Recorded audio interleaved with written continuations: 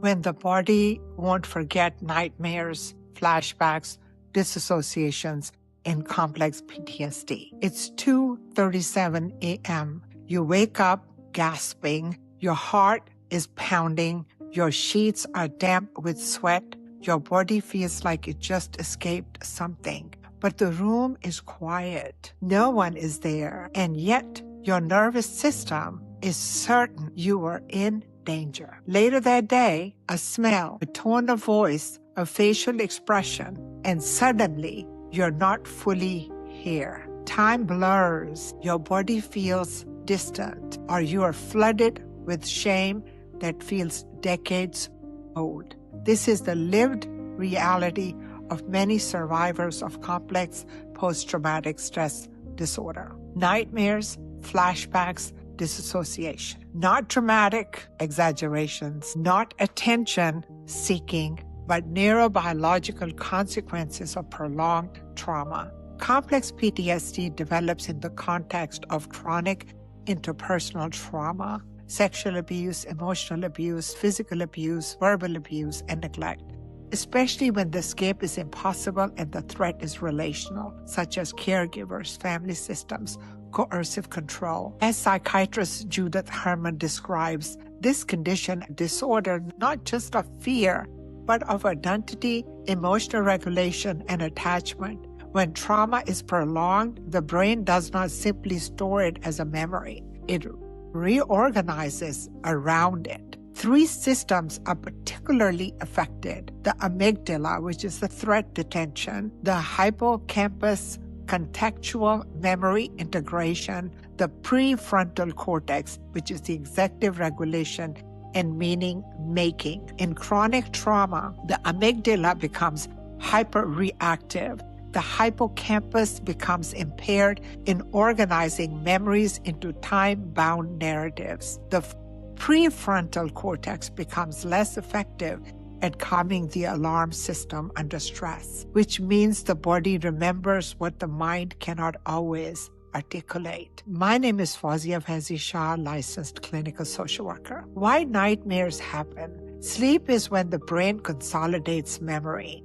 During REM sleep, the brain attempts to process emotional experiences and integrate them into long-term storage. But in the complex PTSD, the trauma memory network is dysregulated. The amygdala remains hyperactive even during sleep. The medial prefrontal cortex, responsible for inhibiting fear responses, is less active. This creates a neurological imbalance. The emotional intensity of the trauma remains high, but the contextual safety signal is weak. Nightmares are the brain's attempt to metabolize overwhelming emotional material that was never fully processed. The brain replays fragments in symbolic or literal form, attempting integration. But because the trauma was chronic and relational, the threat system remains on high alert even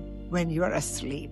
The nightmare is not random. It is the nervous system trying and struggling to compete unfinished survival responses. Why flashbacks occur? Well, flashbacks are not simply memories. They are state-dependent reactivations of trauma networks. In complex PTSD, trauma memories are often encoded as implicit memory, nonverbal, sensory, emotional. These memories are stored in subcortical structures. When a present-day cue resembles a past threat, tone, posture, smell, authority, dynamic, the amygdala activates before the rational brain can contextualize. This is called bottom-up processing.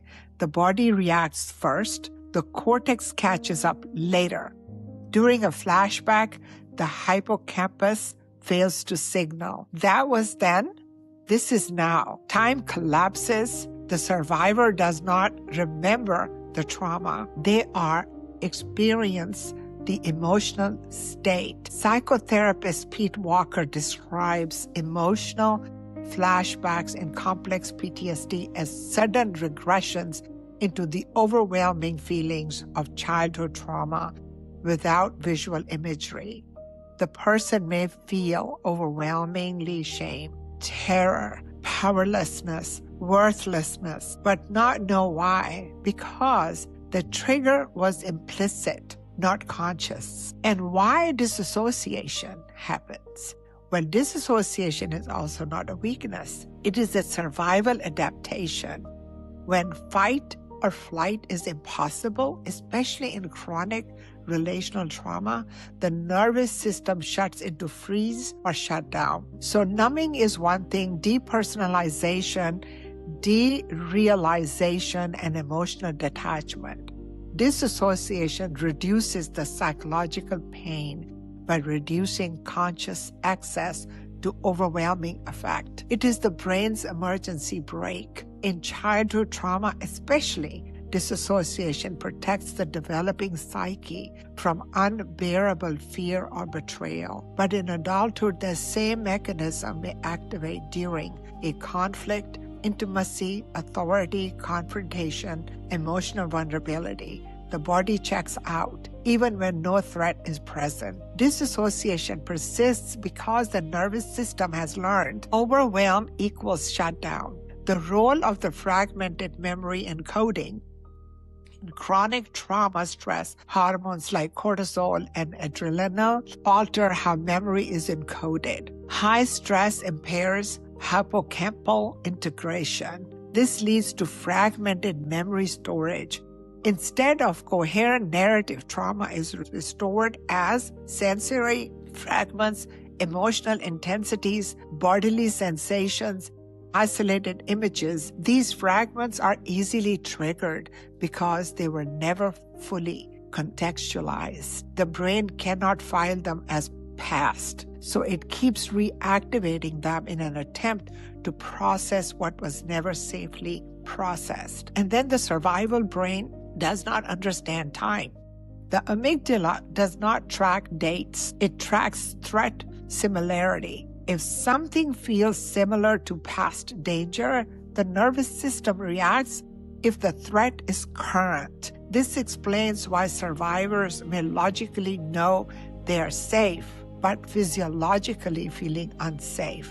Their body is operating on protective survival coding, not conscious reasoning. Here's the essential truth. Nightmares, flashbacks, dissociations are not signs that the survivor is broken. These are signs that the nervous system adapted to survive chronic danger. They are evidence of resilience. The brain did what it needed to do to protect the organism. And because of neuroplasticity, the brain can also learn safety. I highly recommend cognitive behavior therapy, trauma-focused cognitive therapy, and attachment-based interventions will help reprocess the fragmented memory networks and restore the integration between the amygdala, hippocampus, and prefrontal cortex. Grounding practices anchor the nervous system in present time sensory realities. And then the regulation practices expands the window of tolerance.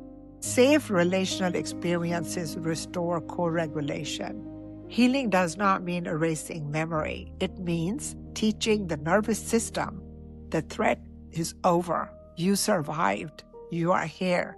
And slowly through safety, repetition, and integration, your nightmares decrease. The flashbacks soften. The disassociation lessens because the body no longer needs to carry unfinished survival responses. Trauma may live in the nervous system, but so does the capacity for repair. And when the brain learns that the present is safe, it finally allows the past to become the past. I hope you liked my video, and if you did, subscribe to my channel and hit the like button and leave a comment or two for me. And thank you so much for watching my video.